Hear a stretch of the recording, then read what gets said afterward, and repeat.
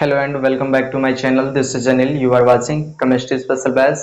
If you are new on our channel, then like, subscribe and share the channel and also press the bell icon so that every notification of our latest video will reach you first of all. So today we are going to discuss about difference in crystalline solid and amorphous solid. आज जो है solid state chapter यह class 12th का chapter number first है। इस chapter में आज crystalline solid and amorphous solid के बीच डिफरेंस देखेंगे।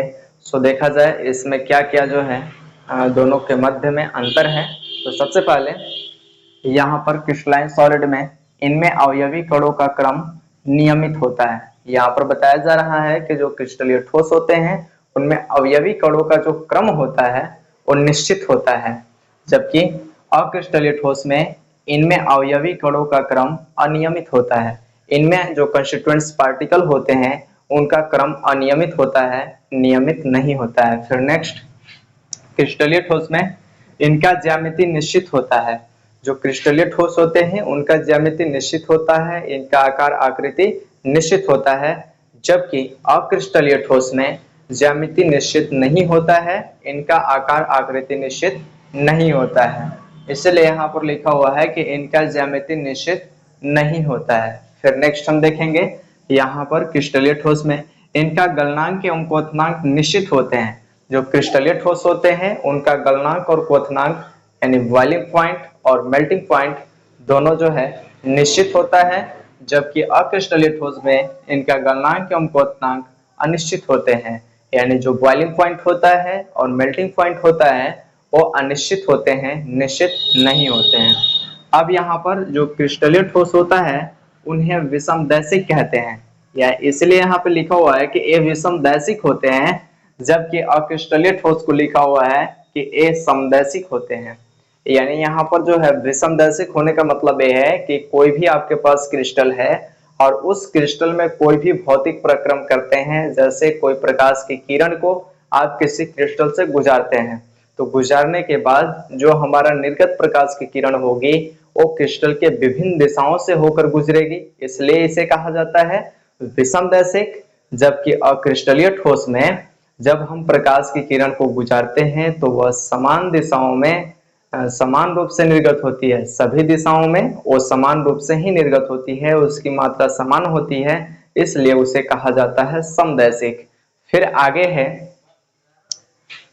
इनका शीतलन वक्र असतत होता है। क्रिस्टलीय ठोस में जो शीतलन वक्र होता है वो असतत होता है, डिसकंटिन्यूअस होता है, जबकि यहाँ पर एमॉर्फस सॉलिड में इनका जो शीतलन वक्र होता है वो सतत होता है। इसका मतलब क्या है, यहाँ पर देखिए, यहाँ पर हमने जो है एक्स एक्सिस है, वाई एक्सिस है। एक्स एक्सिस पर स्मॉल टी यानी टाइम माने हैं और फिर यहाँ पर कैपिटल टी टेम्परेचर है।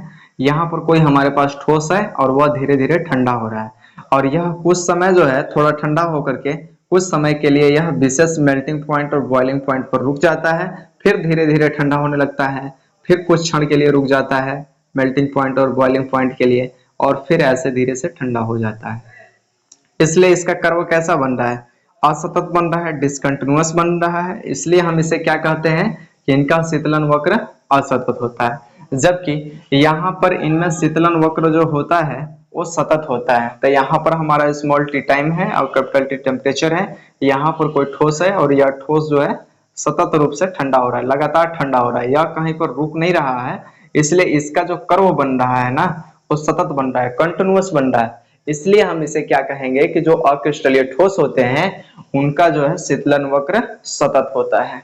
फिर हम आगे देखेंगे, जो हमारे पास क्रिस्टलीय ठोस होते हैं उन्हें वास्तविक ठोस माना जाता है, इन्हें कहा जाता है कि रियल में सॉलिड हैं, जबकि अक्रिस्टलीय ठोस को कहा जाता है कि अवास्तविक ठोस हैं, काल्पनिक ठोस हैं। इन्हें हम अतिस्थितिज द्रव भी कह सकते हैं। अतिस्थितिज द्रव क्यों कहते हैं, अतिस्थितिज द्रव इसलिए कहते हैं क्योंकि अगर हमारे पास कोई प्लास्टिक है, उस प्लास्टिक को हम गर्म करते हैं तो वह प्लास्टिक हमारा नरम पड़ जाता है और फिर धीरे धीरे वह द्रव स्टेट में चेंज होने लगता है, इसलिए हम अक्रिस्टलीय ठोस को कहते हैं कि यह अतिस्थितिज द्रव है, सुपर कोल्ड लिक्विड है। अब हम जो है देखेंगे कि इस क्लास में क्या क्या जो है पढ़े हैं। तो इस क्लास में हम लोगों ने पढ़ा क्रिस्टलीय ठोस और अक्रिस्टलीय ठोस में अंतर। सबसे पहले हम लोगों ने देखा कि जो क्रिस्टलीय ठोस होते हैं उनमें जो कंस्टिट्यूएंट्स पार्टिकल होते हैं, जो अवयवी कण होते हैं, उनका क्रम नियमित होता है, जबकि अक्रिस्टलीय ठोस में अवयवी कणों का जो क्रम होता है वो नियमित नहीं होता है।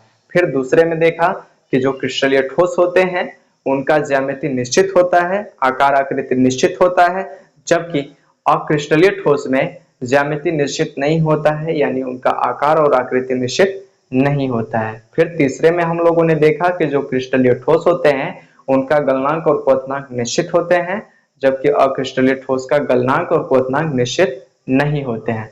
फिर हम लोगों ने देखा आगे कि जो क्रिस्टलीय ठोस होते हैं वो विषमदैशिक होते हैं, जबकि अक्रिस्टलीय ठोस समदैशिक होते हैं। फिर आगे हम लोगों ने देखा क्रिस्टलीय ठोस में कि जो क्रिस्टलीय ठोस होता है उनमें जो शीतलन वक्र होता है वो असतत होता है, जबकि क्रिस्टलीय ठोस का जो शीतलन वक्र होता है वो सतत होता है, कंटिन्यूअस होता है। फिर आगे हम लोगों ने देखा कि जो क्रिस्टलीय ठोस होता है उन्हें वास्तविक ठोस माना जाता है, जबकि अक्रिस्टलीय ठोस को काल्पनिक ठोस कहा जाता है, यानी उसे हम दूसरे शब्दों में अतिस्थितित द्रव कहते हैं।